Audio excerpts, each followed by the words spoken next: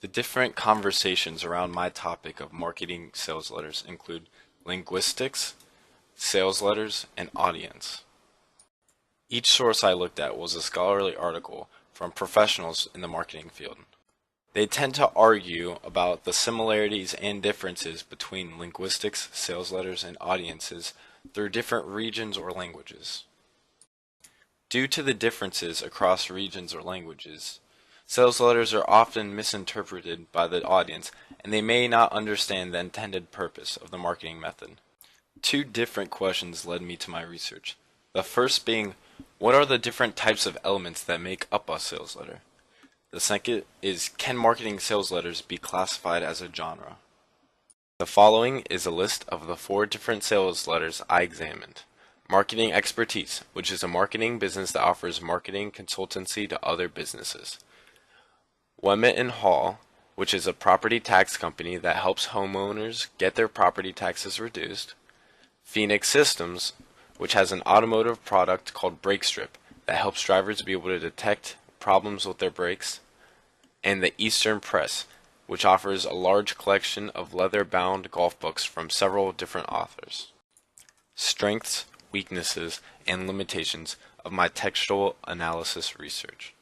Strengths included that I was able to compare actual sales letters from businesses and that there's easy accessibility online.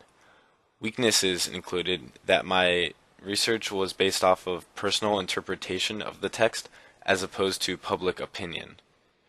Limitations was my lack of experience in the marketing community. I used the color coding method of highlighting important elements throughout the collection of sales letters to identify recurring themes. Anything in red is the different contact information available for that business. Anything in blue is the description of the business or a description of the services that the business provide for the reader of the sales letter. Anything in yellow is the signature of the writer of the sales letter, and anything in purple is the title of the sales letter or the title of a new section of information. The following is an example of the textual analysis I did on the business marketing expertise.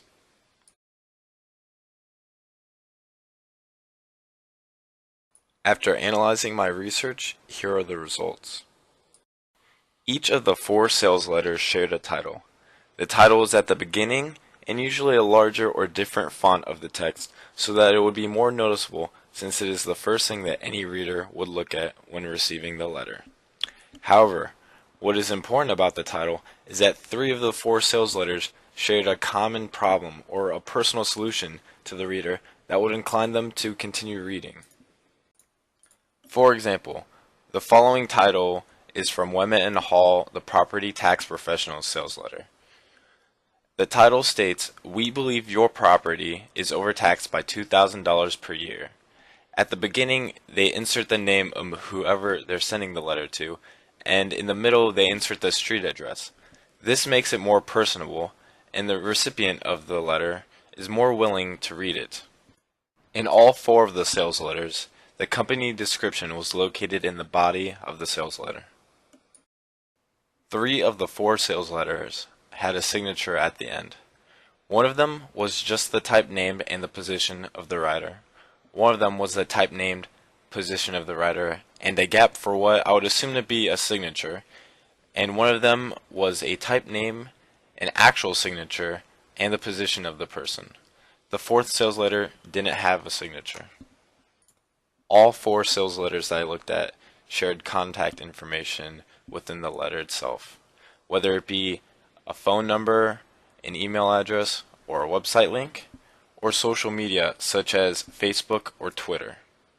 2 of the 4 sales letters had contact information at the bottom, while the other 2 sales letters had contact information at the top and the bottom.